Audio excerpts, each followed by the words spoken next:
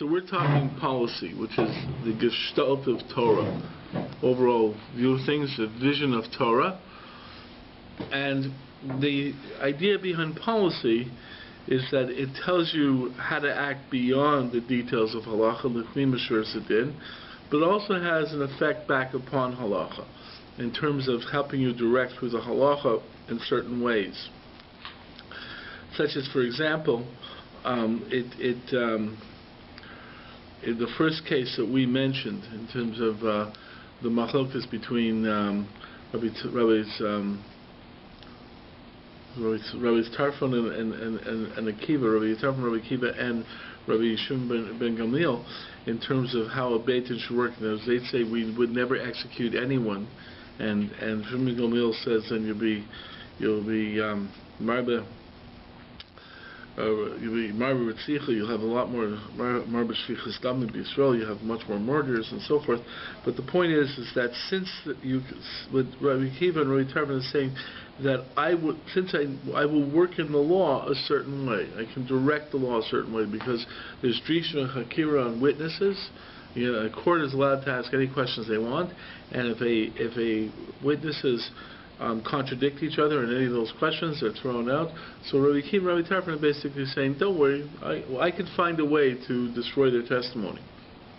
So the point is the policy tells you how to look at halacha, how to direct the halacha, how to work with halacha. Whether and sort of you're going to try and bring it to fruition. You're going to try and make sure these cases don't come up. You have a little bit of play within the halachic system, halachic details, in terms of giving you direction. Okay, it tells you what, and that tells you ideas in terms of kulas and chumas and so forth. So policy tells you what's the right thing to do. Okay, or how you should direct the halacha. So the point is that that's basically what we're talking about. But what I pointed out is that policy in itself is directed by policy. How you determine what that policy should be, in turn, arises from a policy that you already have, and it comes down to some essential characteristic. Maybe it's something personal, or something comes from your original education. There's like a starting point, and you sort of, for some reason, accept that as your starting point of Torah. And what occurs is that from there, everything else flows. And so what I've wanted to look at, or move in the direction, is that really policy doesn't just emerge from your policy, it emerges from your methodology in determining policy. In other words, when you really want to look at what a halachically acceptable policy is, there's a tremendous amount of flexibility. There's this policy, there's that policy, and so forth. But the point is that behind what really makes a policy halachic is the methodology that's used behind the policy. How did you come to this position? In other words, you can't develop on a substantive matter. Like, you can't say that it's an orthodox position if it has a certain vision of women, or you can't say it's an orthodox position if it has a certain view of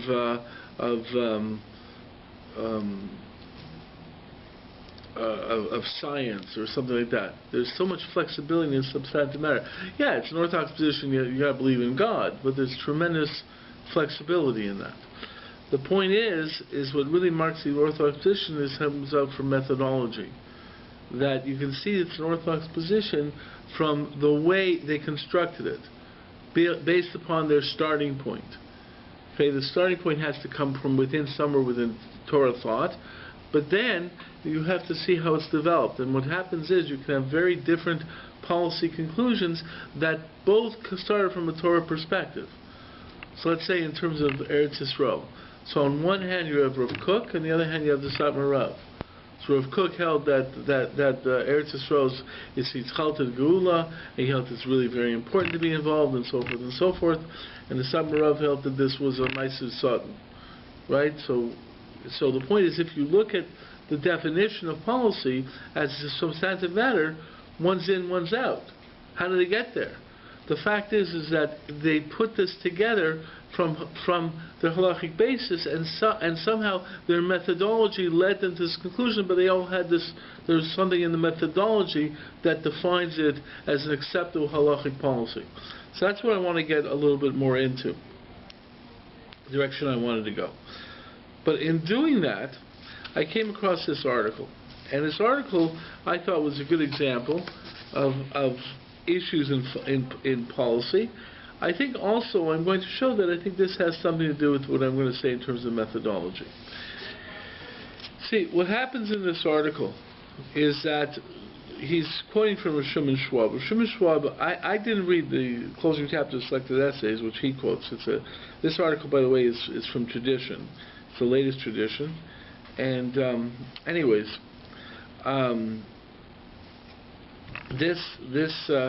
he quotes in Selective Essays Shimon Schwab. So Shimon Schwab was the former Rav of the Breuer's Kehillah in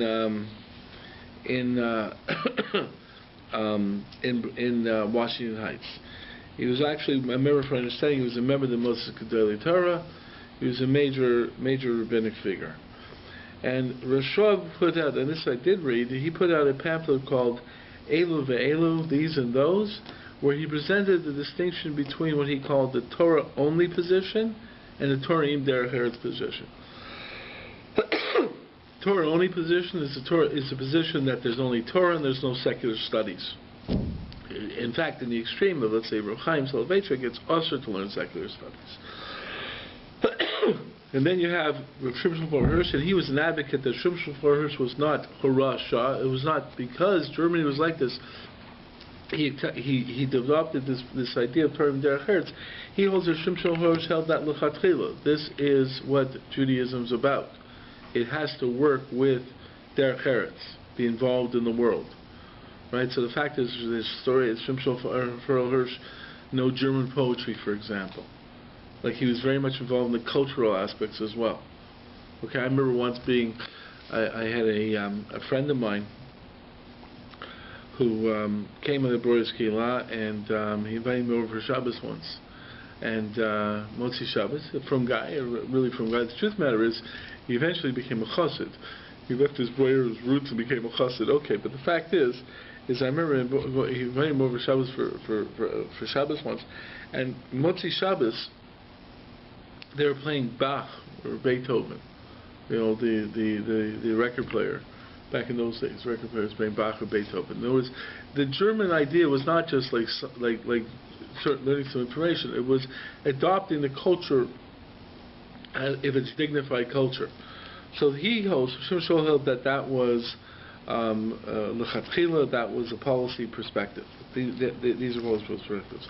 So he starts off this article with the distinction between these two different worlds: the world of the Torah only principle and the world of the Torah im derech eretz world. But then he wants to say these two distinctions. He wants to say, okay, they make for a different distinction. Let's say what we would call today between the yeshivish world and the modern Orthodox world. Shimon Schwab was, as I said, Motzi Gedolei Torah V'Guda. The Breuer's Kehillah would not like to be associated in thought with YU, but the fact is that what this person's trying to develop is that there's a difference between the people who do work with secular studies and the people who stay away from secular studies. And he says it goes throughout, this distinction is found throughout Torah. And it makes sequence. And he says these are two different hashkafic viewpoints, two different policy viewpoints. And he says, yeah, and the ones they're mostly known about, he says, like, for example, if you talk about modern Orthodoxy, you say you got religious Zionism, it's pro-secular studies, it's usually more open for women's education. And he makes a point out, and over here he says, yeah, we all know, but why are those things all together? Why is it that if you're in favor of secular studies, by definition, you're going to be a religious Zionist? Why? What does one have to do with the other? So that's what he's trying to do in this article, to say that there is a root point of what that distinction is. And that's important understanding in terms of policy, in the sense that there's a starting point to the person trying to connect the dots. In other words, what's behind what I said in terms of policy, in the name of the class, connecting the dots. You're trying to take all the halachic ideas and connect them into a whole, but the fact is you have a certain direction in connecting them into the whole, into this whole thing. So how do you do that? So he's trying to say that there is these 2 points, and the fact is, as they connect the dots, they have a completely different methodology to connect the dots, and if you look at it, you'll see that someone who has this methodology, they group together all these things together, and the other people group together another way. So it comes down to one specific case, and he's going to give 3 examples of this. One is, he says, is the perception of v'rapo yirapeh, the mandate to heal. Okay, there's a statement in the Torah that says that it's okay to go to doctors. The fact is, it's not so simple. Is it okay to go to doctors? Or is it that you should go to doctors? Or is it that it's a remarkable, great thing that you go to doctors? Very different perspective. And if you look throughout things, like, for example, there's clearly ideas that's sort of like, nowhere in Judaism you have people saying, you should just be a faith healer. Maybe there was an aspect like that in understanding some things with Chizkiyahu, but there's some statements that are Ramban that say if you're in a very high madrega. But the fact is that there's a perception. Is it sort of like, okay, you can go to a doctor, it's a mitzvah to do it, but don't think that's really what's going on. The real thing is focusing on Kadosh Baruch Hu and davening. Or is it that the fact that human beings can be involved in medicine is a great thing, and going to a doctor is a great achievement of human beings? So it's a very different perspective. What's the root idea? So he's trying to say over here, the root idea is this idea that the Torah-only school, the way he defines it, would be, they want to be a mamleches kohanim. He quotes Rosh and Schwab in that regard. They focus on God, while the Torah and Derech Eretz will focus on man involved in the world.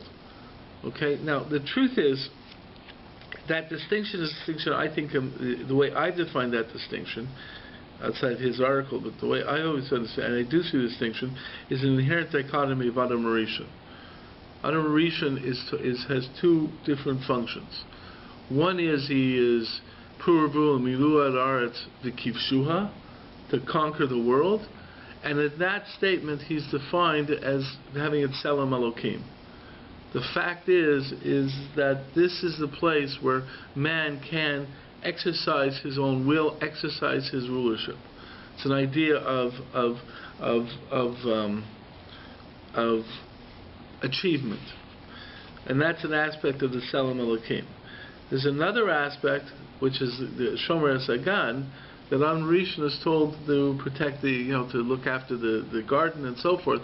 And in many ways, that focuses on the more common understanding of the relationship between man and God, which is the Eved Hashem, which is defined by subjugating your will to the will of God, which basically means negation of self to a certain extent. What? What's the significance of the Tselem Elokim? The Tselem Elokim. What's expected of you? The Tselem Elokim means you can be God-like. In other words, you're striving to emulate God. You're not striving to serve God. There's an interesting Gemara in Brachos, where I forget exactly who says this, but I think I mentioned it to you guys before. Interesting Gemara in Brachos, where one of the Gedolei Hador went somewhere, was sick, and he went to someone to ask him to daven for him, right? Okay, and he went to this other Tana, I guess, to ask to daven, and so forth. So the Gadol's, I wish I remember the names, but the Gadol's wife asked him, "Why did you go to him to ask him to daven? You're bigger than him. You're greater than him. Why did you go to him to ask him to daven?" Without getting into the whole issue that maybe person A should daven for person B rather than daven for yourself, but the wife said, "I don't get this. Why, your tefillah should be worth more. I mean, you're bigger than him. Not in an egotistic way. I mean, what's going on here?"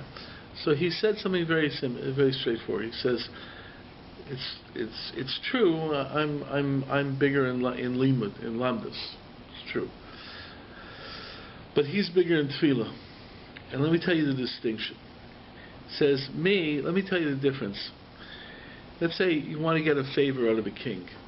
You want to get someone to ask the king.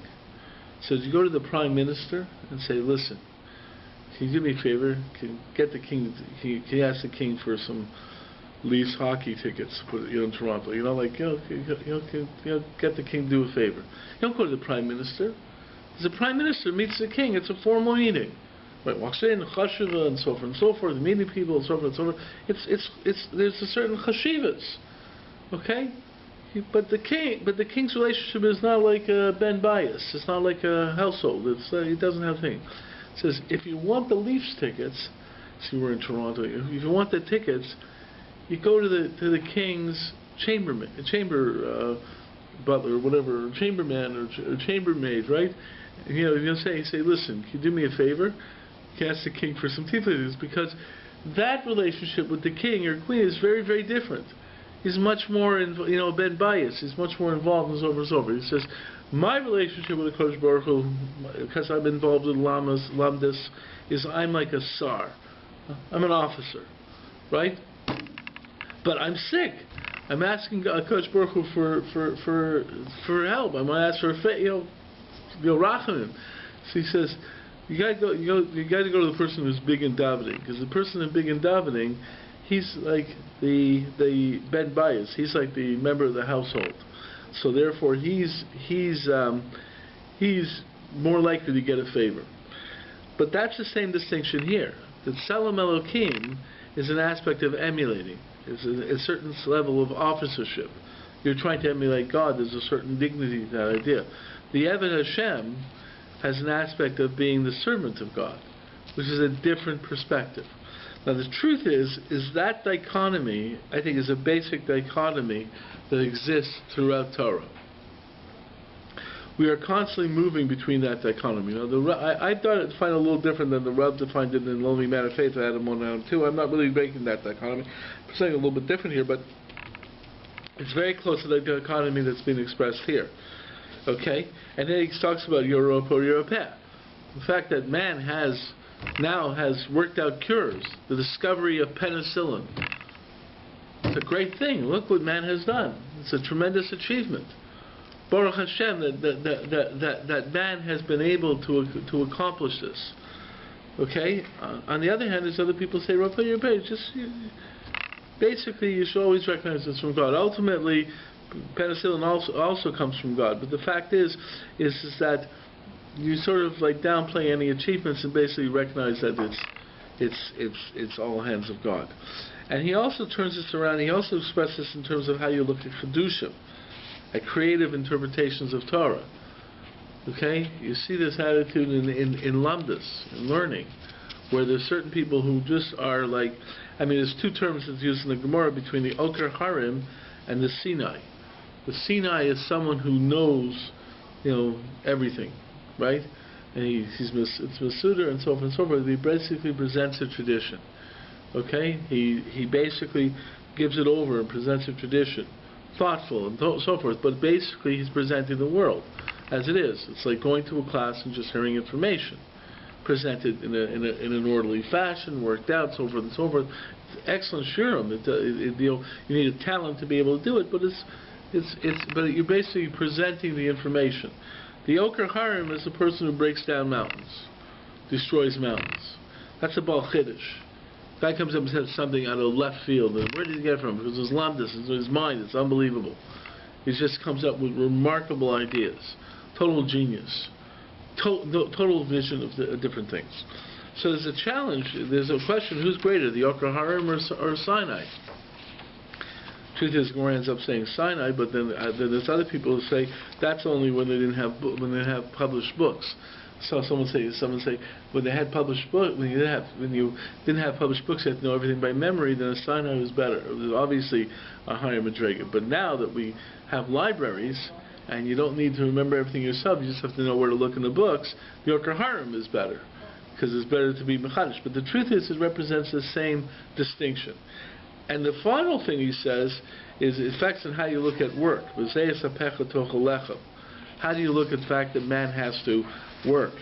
So he brings it down. The truth of it is, he brings it down is that it seems to be that's a that's from a sin of Adam and Chava, that was one of the curses that man suffered from. Okay, and therefore we have to work hard. But the truth is, he mentions the fact that if we go to Medrash and so forth, it says that there's certain viewpoint that says that was like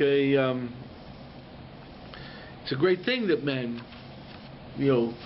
earns his livelihood. It's a great thing. The truth of the matter is that's the famous statement of the Zohar, that the reason Kosh Baruch Hu created us in this world, and that is that so we can earn Olam Haba. We just don't want to get Olam Haba, we want to earn it. The truth is that there's an aspect of the fact that I have accomplished this. The truth is those two issues, which would call those two points, those are constantly in converging in analysis of Torah, and that really points out a dialectic. Yeah. So the Shimon Schwab thing of just Torah and not in their heritage, how do they reconcile that thing with the working? Right. Well, no. The fact is, see, he's presenting. The fact is that what he's doing is he's presenting what he sees in this farm. There's some people who just talk Torah only, and there's some people who talk about Torah in their heritage with society and so forth. So when people say we should be in a ghetto, not take. I just saw something recently. Some Hasidic thing that you shouldn't get wire glasses, right? That's right. That's the latest thing. Okay, I'm not Hasidic. The fact is that you shouldn't try to be anything, be stylish like the world and so forth and so forth. Just be off in yourself, and we should be the way we are, and that's a Torah only. But the truth of the matter is for example, the Chasam Sofer, who was in the Torah only camp, who's a real right winger, right? He says in building Eretz Yisrael, okay, it's obvious that people have to get to know all the secular studies, because when it comes to Yishuv Eretz Yisrael doesn't mean just live there. Yishuv Eretz Yisrael means developing a society there. So therefore, if you're going to have a Jewish society in Eretz Yisrael, you have to have your Jewish doctors, and your Jewish lawyers, and your Jewish garbage men, your Jewish plumbers, and Jewish accountants. So therefore, and those people who need to have an education, need to have an education. So even though he was against secular studies in general, came to Yishuv Yisrael. Of course, he had to learn it. The point is that but there is a tendency, you take in terms of Eretz Yisrael today, within the Haredi world in Eretz Yisrael today, there's a tendency to really not go into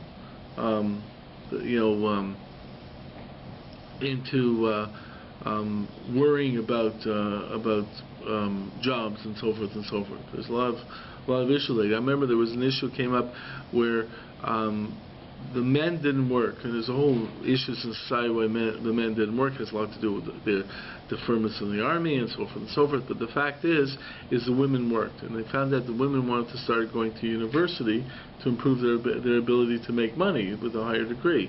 And then the people came out and said, no, they couldn't. The women shouldn't do that. It's not right, not sneeze-stick or whatever. And they basically were tying their hands. They were already working in a poor socioeconomic situation, and they were trying to get out of it. And now you're saying don't use it to get out of it. So you say so their argument is you have to rely upon the Kodesh Baruch Hu. Okay? Yeah, but yeah. It seems to me that there are. We're talking about Golem, so I feel uncomfortable saying what I'm about to say. Right. But to some degree, it feels like posturing. It feels like posturing in the sense that, number one, historically, Jews did the job that had to be done. Right. The priests, the Kohanim, took out the ashes. Mm-hmm. They did dirty work. Yeah, well, that was a mitzvah. What? That was a mitzvah. That was a mitzvah. Right. You're right. It was a mitzvah to do work. Okay, but that was a bonus of Kodesh. I mean, they would. Number two is if a Haredi family, heaven forbid, has a child who is ill, I suspect they're going to try and take them to the best doctor they can. Right. They may have a different point of view on what the doctor is doing. Right. Than the person who has a Derek Eric's view. But in fact, the actions will be the same. Finally, if you're going to decide that you shouldn't wear wire-rimmed glasses because you're Haredi, You have to actually have a consciousness to know that wire-rimmed glasses are popular somewhere else. Okay. An awareness of it. To decide. You have to be fashion conscious not to wear their fashion. It's like when I was going to yeshiva, there was a pizza place in town. The first in Toronto. Not that I take any side in this. No, I understand that. When I was going to Nishma here in Toronto, there was a kosher pizza place that opened, and it was off limits Saturday nights to the guys in yeshiva. So, but I was in the dorm. I was a nice boy in the dorm. I was an out-of-towner, so it didn't apply to me. But the guys who went home, they were told you can't go to the pizza place Saturday nights. Okay, and Sunday morning there was always there was a report you were at the pizza place to this guy. There's this thing that people are saying. There's a report that you were at the pizza place, and one guy says, how do they know? If someone's telling me that we're at the pizza place, someone had to be there. If we're not supposed to be there, how come that guy was there? It's true. Anyways, that's what I'm thinking about. You're right. You see, the truth is that... And by the way, a person who's Derek Harris, is defined by this, right? Yeah. Is not somebody who thinks that his child should be mingling with people who are inappropriate. You're right. But by the way, and you see, the reason I'm going through this, and it's an interesting article, it's from the latest tradition, and presents the ideas, but now you're already getting to a point that I think defines already orthodoxy. You see, in our world today, there is a real concern within orthodoxy for the non-orthodox elements of the world. And therefore, in many ways, we are skewed because we're looking over our shoulders to be concerned about what may be or what may not be. Okay? There's a lot of people who say that there's certain things that we're even more concerned about doing because they're already being done by non-orthodox elements, so we have a certain response.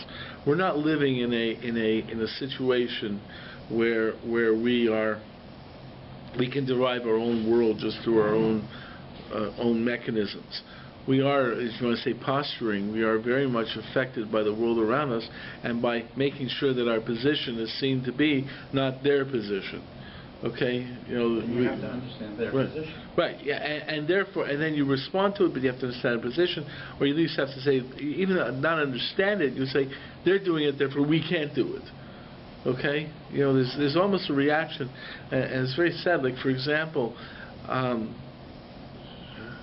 without commenting on the term, the Reform movement has taken the term Tikkun Olam and totally misrepresent what it is in terms of Gemara's understanding, the mystical understanding.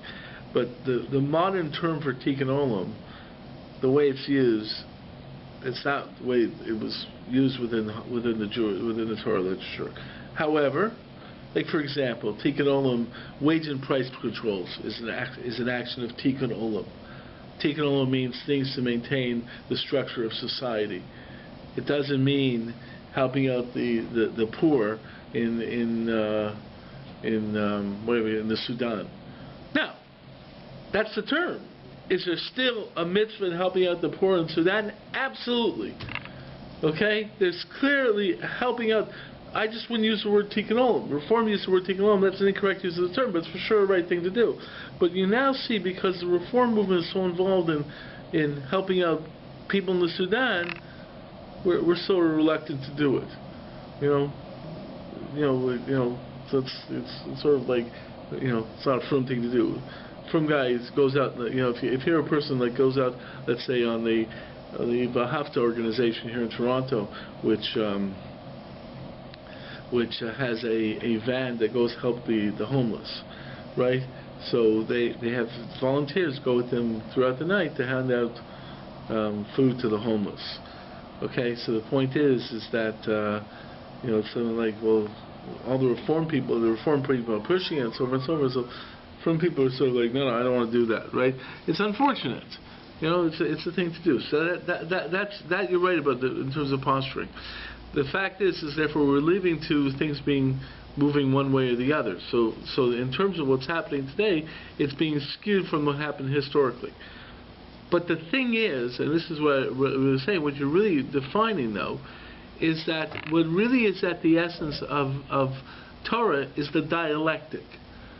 See, these two principles are presented as two opposite principles. There's a concept of Torah only, and there's a concept he says of Torah and derech eretz. He's taking it to mean there's a concept of being involved in the world and a concept of not being involved in the world. It's almost like the difference between a religious perspective and the classic, small R term religious. You go off to the monastery, you go off to the ashram. In other words, you remove yourself from the world, right? That's what? We don't do it. So the fact is that's one viewpoint. Wait a sec. One of us for 40 days did it. No, one of us didn't eat. The fact is, there's an interesting point over there by what's his name? Who is the shofet who made the pledge that the first thing that comes out of his house he'll sacrifice the Kodesh Baruch Hu, and it was his daughter. What? Yiftach, I think it was, right? Yeah, Yiftach, right? It was Yiftach. Yes. Okay. So the fact is that his daughter's the first one comes out of his house. So what happens? Can't shecht his daughter, but he said basically he's going to be sacrificed, means she's Kodesh Hashem. So there's one viewpoint that says that she was actually went up to up to a mountain, like Havdil Havdil, it's like to a nunnery, right? And that was considered to be something Kodesh Hashem. There is a subtle viewpoint within Jewish thought that says there is an idea of being out of this world. There's another idea that says you're supposed to be totally involved in the world, and the two collide, and the answer is not in the middle. The Rav, Rabbi Soloveitchik, is very adamant about this, in the sense that he says that, using Hegelian thought, of course, Rabbi Soloveitchik's PhD thesis was on Hermann Cohn, who was a Hegelian, right? So he says the dialectic is not thesis, antithesis, and then synthesis. The Jewish dialectic is thesis and antithesis coexisting at the same time. Both at the same time. In fact, there's another article in this tradition, an article on joy and grief. The Rav talked about how joy and grief have to coexist at the same time, which the idea of the coexistence is obviously somehow a contradictory, but that's part of it. But the point is that what happens within Torah is that you are being presented various different values that collide. Okay? And therefore you have these different values that collide. The classic example may be in terms of sexuality, where you have within a religious perspective, classical small art religious, you have the idea of celibacy. So you have in Catholicism celibacy, you have in the Eastern religion celibacy, and so forth and so forth. There's an idea of being removed from the world so you can be totally involved in God, in the spiritual. The fact is, from Judaism, there's an aspect of refraining from sexuality, but there's another aspect of being involved in sexuality. This concept of a positive nature of sexuality in the marriage relationship. Even though there are people within Judaism who, for example, try to limit even sexuality in the marriage. There's other people who basically point to the fact that sexuality in the marriage is a positive thing. Okay, in other words, the expression of sexuality is a positive thing. So the fact is, you have this give and take. You have this tension. Okay, and the fact is that's at the essence of Judaism, and there's an attempt to reconcile it. The truth is, you can't reconcile it all, totally one way. That's where Judaism sort of puts up the parameters, and you find that the people are going back and forth. But then, lo and behold, you can't go the whole way. It's a very interesting thing. Like, for example, in terms of the relationship between Orthodoxy and the non-Orthodox, right?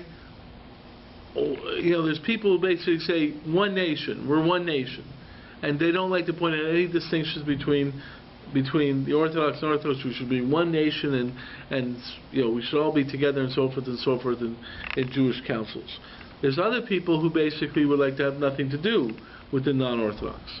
But the fact is, if you look at what happens in the Jewish world, you see that tension.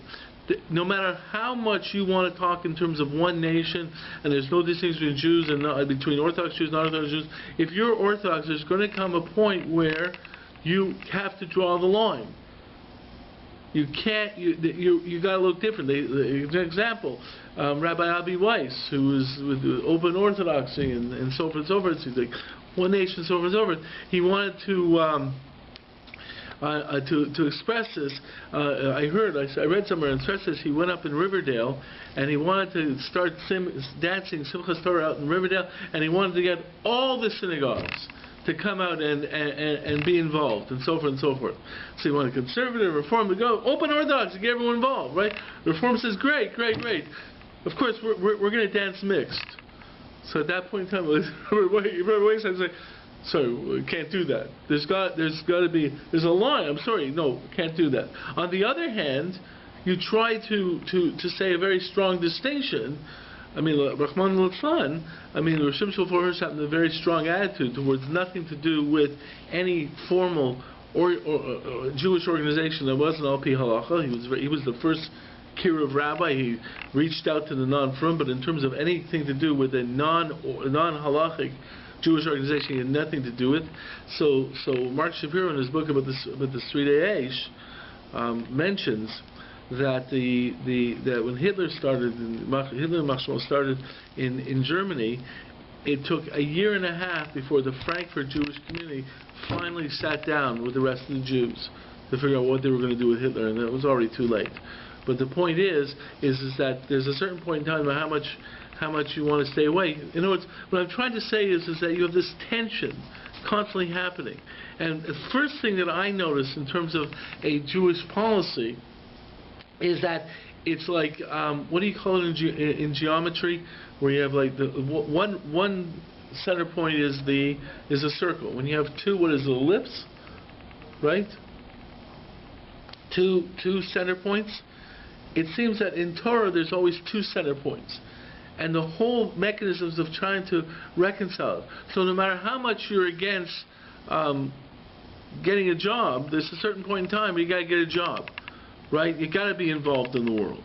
It's at some point in time. On the other hand, there are people who say a little bit, more involved and so forth. But the fact is that what I find in terms of your child to trade and to swim. Right.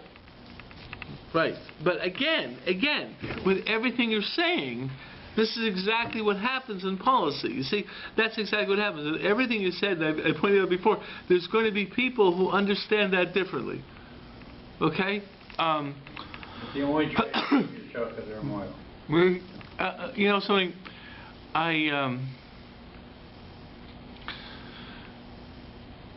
it's remarkable. I have a question. Yeah.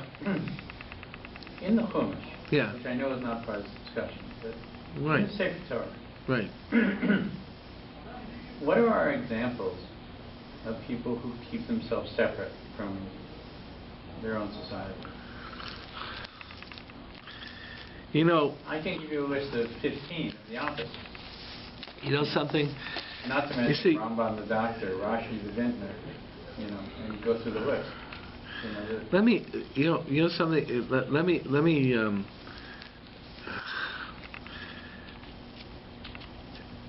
I heard someone once give a drasha about Avram Avinu. Avram Avinu is considered to be the man get out in the street, right? Noach was, stayed by his teva, and basically whatever happened to everyone else, he saved his family, right?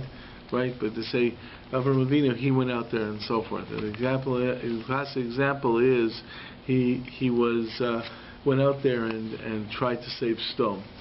So I once heard a drasha by a Rav that asked the question. It says Avram went out there and tried to pray for Sdom.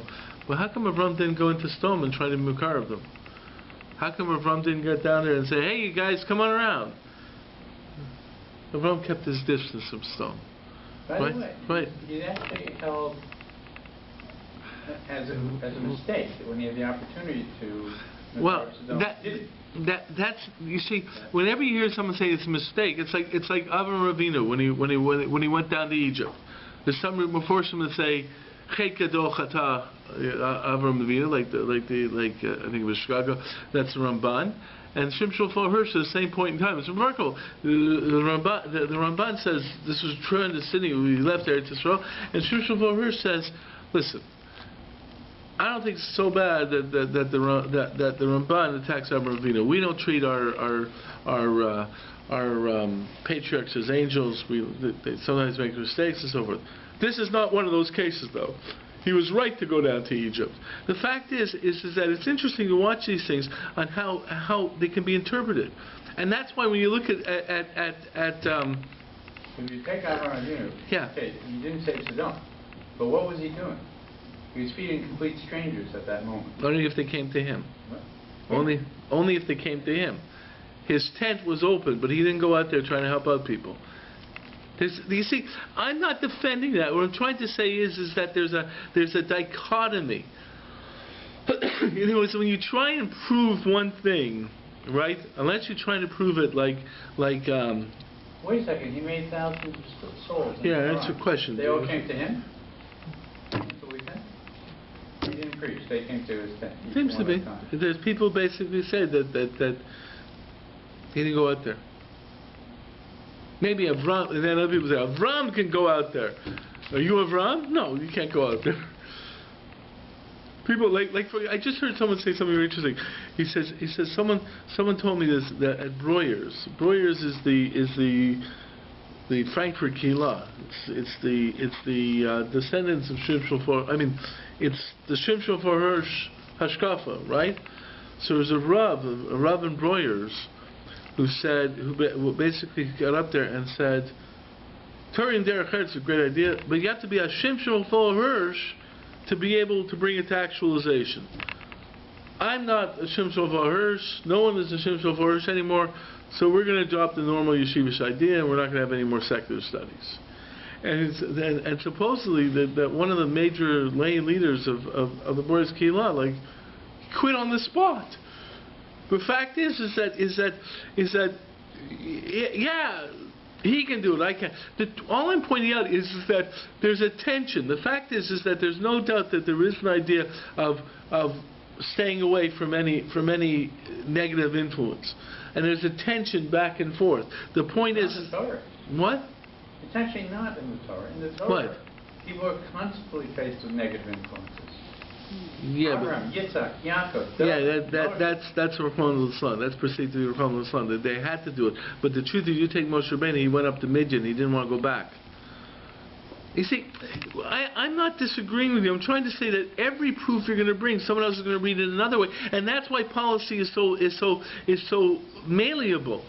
Because there's so much flexibility, because we have all the midrashim, we have all these other things, and that people can do whatever they want. And the truth is what happens is if you get down to it, what you usually find is these two poles, and they're not going to go to the extreme totally outside the pale.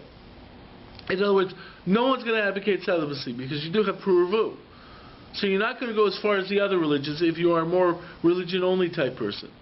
On the other hand, right, you're not going to be so involved in this world that you basically say anything goes, because you have Torah ideas. So you have this two-pole perspective, and there's a lot of tension involved. And in that regard, you have people basically saying, here's a proof like this, and invariably another person will quote another source and tell you, I'll read this source another way. And they will. I've seen it happen in terms of with Avram. I mean, being out there, he didn't go out there and stone. There's the perception of Yitzchak. Yitzchak was kept to himself. Yitzchak may be the ideal. He kept to himself. He was the Kaddish. You know, I'll give you an example. I'll give you an example of these two different viewpoints in terms of what's the best way to get married. How should a person get married? Okay? So you have two models in the Torah of how to get married. Right? What are the two models in the Torah of how to get married? There's Yitzchak and Rivka. How to find a shidduch? You have Yitzchak and Rivka, and you have Yaakov and Rachel. Right? So, how do you look at those two stories? What's the proper way of what? Moshe and Zipporah. Right? Okay. Moshe and Zipporah could be like Yaakov and Rachel, but the two great examples of finding a wife in the Torah is Yitzchak and Rivka and Yaakov and Rachel. Which is the ideal? So everyone. So some people say Avraham Avinu, shidduch, sent Eliezer, didn't even go. Yitzchak didn't even choose the wife himself. Eliezer made a fine decision, came back. It was it. Yitzchak said that this is the right one. I picked up. It's obviously a perfect shidduch. Didn't even have to. At the end, he said, "Okay, I'm asking to it," but didn't have to be involved, right? and don't tell me about love, this and that. It's a rational decision. That's it. Okay. Nice. What about Yaakov and Rachel? Okay. So first of all, it says over there, Yaakov kissed Rachel. Don't think he kissed Rachel, like, wow, love at first sight. Chas v'shalom. And this is Shimshon Hirsch's statement, by the way. It says like cousins kissing each other, which is why the boys community, basically say it's okay, for family members to greet. Okay, fine. But Yaakov only did that because he couldn't wait for the shidduch, because he was running away from Esav, and Yitzchak had to send him away. So Rahman Litzlan, he couldn't do the real best way of doing it, which is the Avram way with the shidduch. He had to do it the other way. Rahman Litzlan. But don't think that's a model. The other people doing it the other way around. How do you pick a wife? You pick it. You gotta go see. You have an attraction. There's something special about this person. You have to choose, right? The model is Yaakov. Oh, what about Yitzchak? Right? Well, Yitzchak couldn't leave Eretz Yisrael, so there were no suitable mates in Eretz Yisrael, right? They were all Canaanites. So Rahman al-Islam, because Yitzchak was a kodesh, because he was a sacrifice, couldn't leave Eretz Yisrael. That's why he didn't go down to Egypt. So Avram had to say, okay, it's I have to get you a wife. Hopefully, HaKadosh Baruch Hu will help us with this, because that's not the right way of doing it. You get both sides, and the fact is, and that side says romance is an important aspect of Judaism. Other people are saying romance, goyshenachas. We don't want anything but. The truth is the tensions are unbelievable, and the way people read into things are unbelievable. But the fact is that the thing I wanted to point out is that what this guy understands is these two things that people are arguing about. But the truth is both things exist in the Torah thought, and the mechanisms are trying to always figure out how you're going to exist with these two things. Which one is going to become the ikar, and which one is going to become the tefel? Which one's going to become the essential one? Which one's going to become the lesser one? And it's remarkable. It's remarkable throughout Jewish thought, and you can't and what's happening in our world today is that people are able to throw away the baby with the bathwater. They're able to say, no, we don't hold like that, Rishon. The truth is that what always hits me is within Jewish thought, you always know in the back of your mind there's someone yelling at you just the other way around. If you hold like the Rambam, who held philosophy and thought and so forth and so forth, he himself admits no one can know God anyways. And then there's this little voice, the Emunah Pshuta, someone just believing. And other people say, no, Emunah Pshuta is not it. Wait a second, you're using your mind all the time in Torah. There's the constant movement within Torah. In our world today, I think that there's movements that try to get rid of that dialectic. We're very afraid of what can happen to the dialectic, because the dialectic is a active, dynamic world. But the reality of the fact that Judaism comes out of called a dialectic question. Right, which is clear. Which is clear. But the fact is that the thing that happens is, I just want to check the time. We're late. Okay, but the fact is that tension of the two poles, right? That's what creates a lot of the movement within halacha. But the point is that there's a certain there's a certain parameter set by these two poles. Okay, and that's sort of where we're at within Orthodoxy, is that everything is within these two poles. And the fact is because there's two poles and this work to try and reconcile all different ideas, that's where you have this kind of movement. Now the question is what's the first one that you give the essence to? So in reality, in these two ideas, what happens is that when you go through the study, you recognize that both ideas exist within Torah, but obviously one holding this one as the primary, one holding this one as the primary one. But in terms of that, and that dialectic is there. But the fact is that's what creates the tension, and that's what makes policy so open within Torah. But it's closed by the parameters. There's a certain place where Ad Kan, within that dialectic. The thing is what I want to do next week is I want to actually get into certain aspects of methodology. See, what I find is that halachic perceptions, Torah perceptions, constantly recognize there's two concepts. What happens the other way is that I find in things that move outside of the Orthodox realm, it's almost like you forget the other concept. Like I find some aspects of women in Judaism today, that there's a lot of movement of women in Judaism within the Orthodox realm, but I find that the issue that really arises is that are you working with two conflicting values, or are you looking with like one value and sort of like, just trying to figure out how you can deal with halachic issues that seem to conflict that value. Okay, and that's a different approach. Okay, the fact is within a Orthodox perspective, you always have to see the conflicting values, and that creates the tension. That's what makes it Orthodox, and that's what makes it policy aspects. When it starts stepping out of the parameters, it's with one of these is when one of the values starts ignoring the other value totally, and that's when you start having problems. Okay.